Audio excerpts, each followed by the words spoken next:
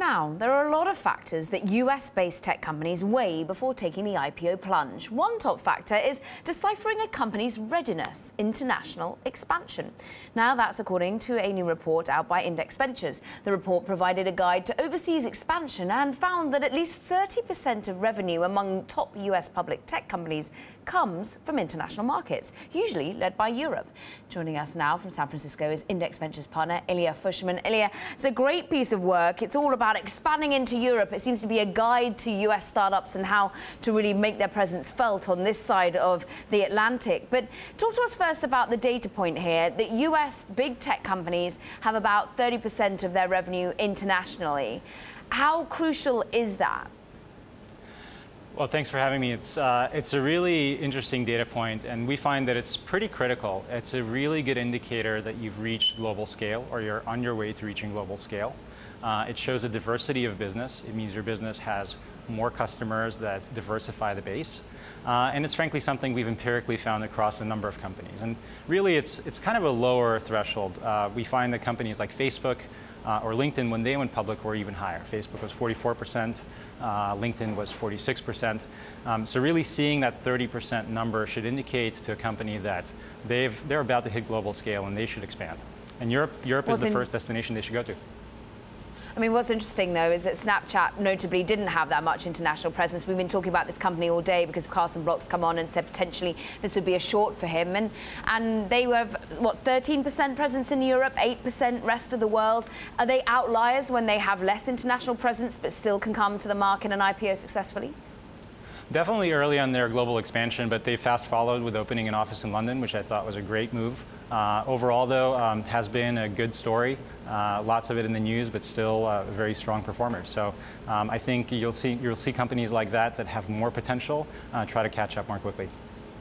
What's interesting is you're saying, look, go to Europe. This is really where you're seeing the statistics weigh out that their dominant revenue stream, internationally speaking, comes from Europe. Why not Asia? Why not the growth-orientated part of the world that we see there? Yeah, Asia is an amazing market. It's vast, it's huge, and lots of opportunity, lots of big companies there. So we think Asia is a great destination. But what we found is that if you're a company that started in, say, North America, and you want to have your first kind of step to global expansion, Europe's really the best place to go. And it's a few factors. The first is just the similarity of customers, whether it's consumers for social kinds of businesses or it's enterprises for B2B companies. They're very similar to the ones you find in North America. And their buying behavior, the way they think about infrastructure, it's pretty easy to go to Europe from the US. You can then take the learnings from that, from the way you've landed and expanded, and then take that to Asia. But sometimes Asia is a little bit harder. I mean, if you look at a company like Evernote, which I think did a decent job, they had to set up separate infrastructure in Asia. They had to set up a joint venture. So from a infrastructure and business complexity, it's a little bit harder.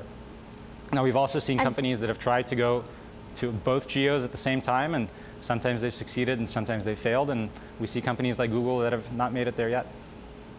And when you're talking to your portfolio companies, potentially on the eyeing up the IPO landscape and deciding to come to Europe, where are they looking to lock down? Because I'm here in London, it's one of the biggest tech hub in Europe, but there is a concern, there is Brexit, of course. Do you say, hey, go to Berlin, go to Amsterdam? Where's the key city they should really reside? It really depends on how you think about your business. So for example, when we expanded at Dropbox, we had a great opportunity because we had a lot of customers in Europe. We wanted to support those customers, and customer support was really the key driver. So based on that, we actually went with Dublin as the landing spot. And now other companies may choose London because it's great for fintech, financial services, for enterprise companies, and really just a great talent hub. We see Berlin and Amsterdam as great destinations, and I think Paris will come up soon as well. And I've got a great question coming from a viewer that's been sent in directly, and they're asking about valuations at the moment. I mean, we're looking at technology valuations on the S&P 500 being really at elevated levels, the highest spread versus the rest of the S&P 500 since 2008. We're like 24 times price to earnings. Does that mean this is a great time to be starting to IPO? Is that what you're telling portfolio companies, or are you more concerned? We're pretty bullish on this window. I mean, if you look at just some of the recent outcomes, whether it's an Okta or Snap that we just talked about, you've seen huge pops right after these companies went public, and that's really a lot of pent-up consumer demand and generally demand for tech. We think tech's never been stronger, and it's going to continue to increase. So we're quite bullish on encouraging our companies to go out if they have everything that it takes, and obviously having a presence in Europe is a big part of that.